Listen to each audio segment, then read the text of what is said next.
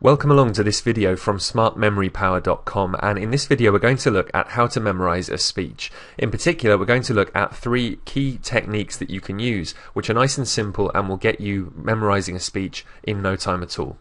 So let's go and get started. We're going to actually share with you some real ninja memorization techniques because, like it or not, there comes a time in most people's lives when they have to remember a speech of some kind. Whether it's in their personal life, perhaps they have to remember it for a wedding, or maybe it's a business thing, or maybe it's even at school or university. Regardless, you often have to do some kind of presentation at some point in your life, and so this will definitely help you to accomplish that, no matter what the speech is or what the context is for that speech. Now, there are multiple ways to remember things, and this is really important because you need to remember that your brain actually works in a number of different ways and on a number of different levels at any one time. And we're going to talk about this a little bit later as we go through this presentation. So right now you're at a crossroads where you could be looking at a number of different methods for learning something, and I'm going to make this hopefully a little bit more easy for you and make the whole journey a bit more straightforward. Now, the three simple techniques that we're going to be looking at involve association, location, and imagination, all right? And these are really key parts of memorizing anything. What's important to note is that, as I say, your brain works on a number of different levels, and in order to remember something, you need to use those different levels to remember that thing. It's all very well reading something and reading it over and over and over again and then trying to force the lines into your head, but there's much easier ways to do it, and you can learn an awful lot more with much less time investment just by using the techniques I'm going to share with you. So these are the three key principles that we're going to be working from. So first of all, let's turn the speech into a journey, and this is one of my favourite methods for learning things. First of all, you need some clear mental prompts and guides to remember the content of the speech and its order, alright? And in order to have these, we're going to use a very clever method that actually dates back to ancient Greece. This is what's known as the journey method. It's also known as loci, and loci is the Latin word which means places, okay, multiple places. And you'll see why it's called that as we go through this part of the presentation. So this involves picturing a journey in your mind that's familiar to you, and this could be a journey to work or to school, or it could be a journey that you have done, with friends and family, or something that's really sticks out in your mind, but it needs to be something you can remember without even having to think what the next stage is. For example, I could go from where I live right now in London to the nearest train station or the nearest tube station. I could do that because I've done that journey so many times, I would know exactly where I was going. Or I could go, from here to Knightsbridge, which is an area in London. I could do that very easily, and again, I wouldn't have to think about it. I could almost go there on autopilot if I wanted to, because it's just such a simple and obvious journey to me because it's very familiar. You need to find a journey like that that's very familiar to you, and one that I would suggest is actually one around your home, which again I'll talk about in a moment. Now, we're going to use this journey in order to place various images along that journey which will remind you of certain things within the speech. So you'll be walking the journey in your mind, and as you go through the journey, at each point during the journey, whenever you make a turn or whenever you go past a specific point, you'll see that image in your mind, and that will remind you about what you're talking about. So how to use this for memorizing a speech in particular is that you need to break the speech down into clear images that signify things that you want to talk about, alright? So let's say that you're talking about a specific topic and there are various different elements of that you can make visual in your mind. It could be a wedding speech. Let's say it's a best man speech, for example. Well, you need to talk about certain things that have happened. You need to remind the groom of the embarrassing stories that he had. You need to remind the bride and groom of the funny things that happen during their courtship. You need to go through all of the things and the people that you need to thank. All of that stuff needs to go into the actual speech itself. So all you do is you place an image that reminds you of that particular thing that you need to talk about along the journey. Very simple technique to use this, but it's very visual, and you'll be able to see it in your mind. So rather than worrying about what the people in front of you are thinking, you can instead be walking this journey in your mind, and as you're walking the journey, you see the funny thing that happened with the groom, and then the next place you go to, you see something funny that happened when they were starting to date each other, or you see something funny that happened with the bride's father, or whatever the thing might be.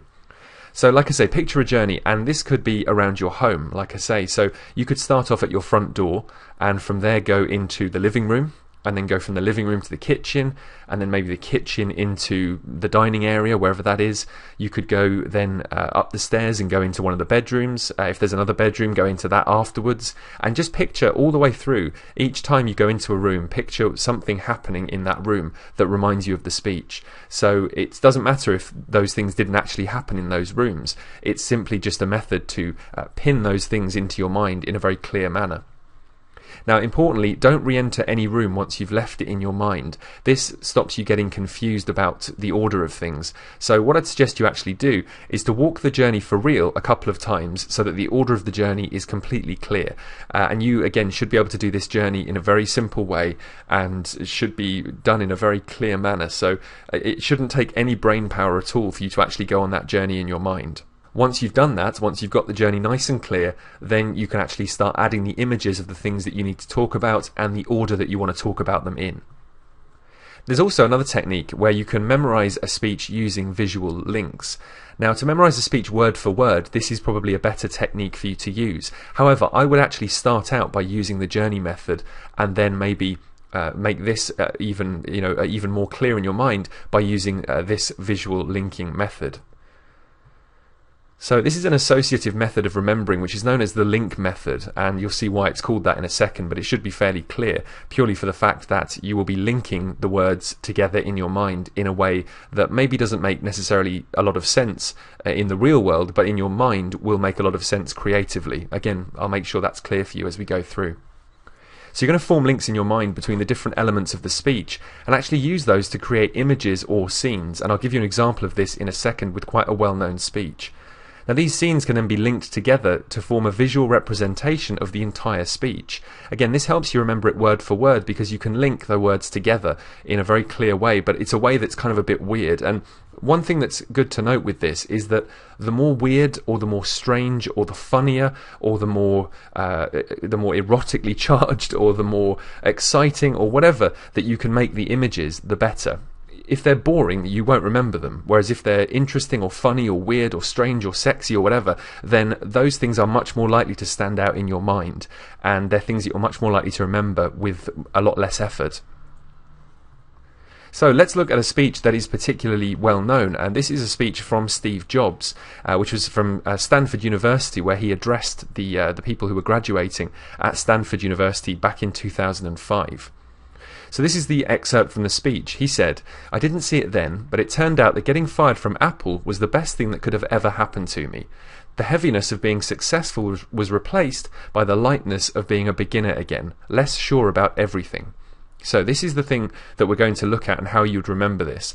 Well, the first image is a fantastic one, getting fired from Apple. Now, in my mind, I picture an apple, but I actually picture a cannon sticking out of the apple. So as if, a little worm or something has got into the apple and is about to fire a cannon out of the apple itself. That's a really strange image, right? But I immediately remember getting fired from Apple, right?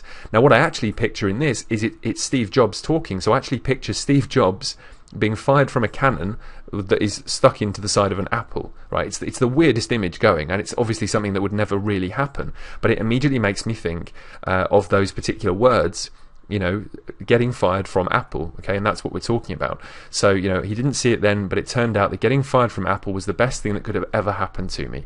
Now, equally, you could also use this method around your home or around the journey that we looked at earlier on, but I don't want to confuse things too much. So that's the first image anyway. Next is the heaviness of being successful.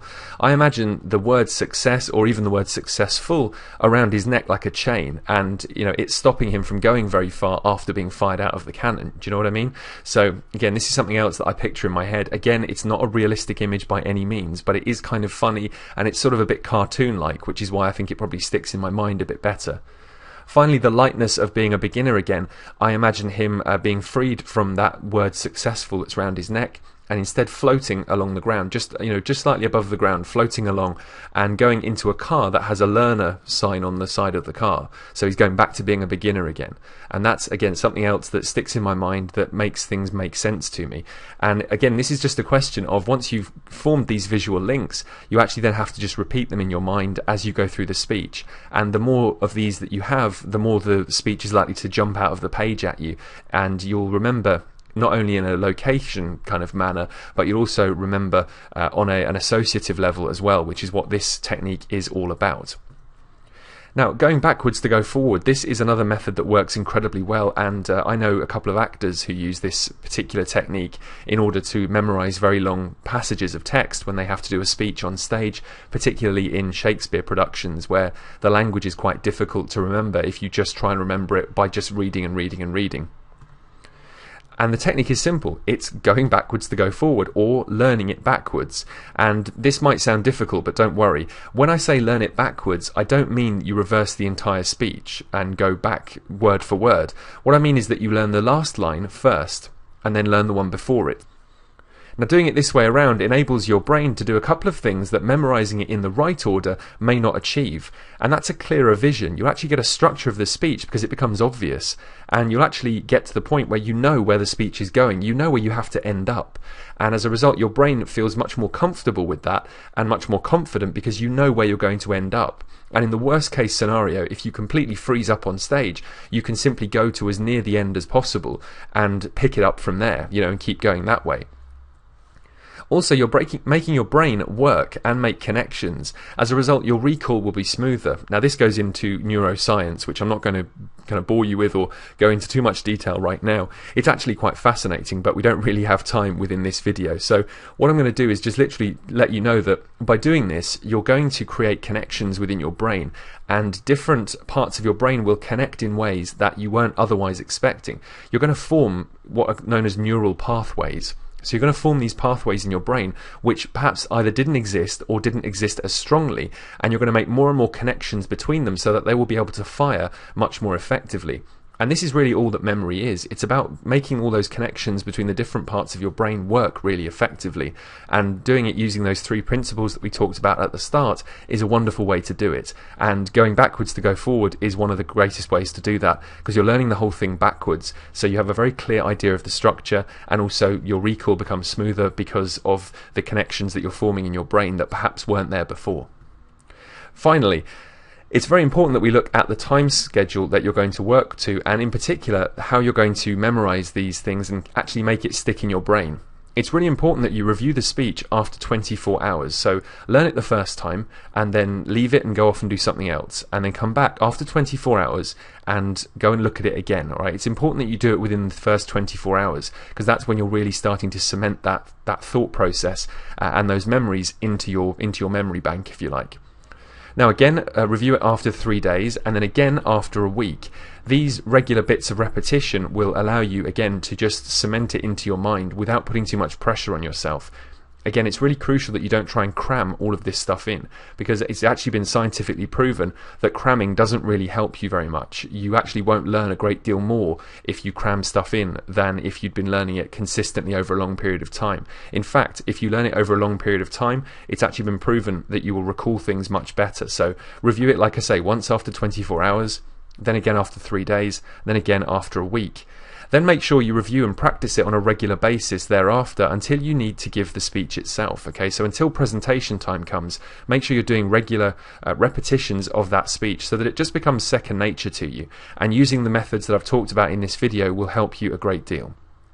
So there you have it. That's how to memorize a speech using 3 simple techniques. Make sure you subscribe to this channel, and also go and head over to smartmemorypower.com where you'll find out a lot more great information just like this. Thank you ever so much for watching, and I'll see you in the next episode.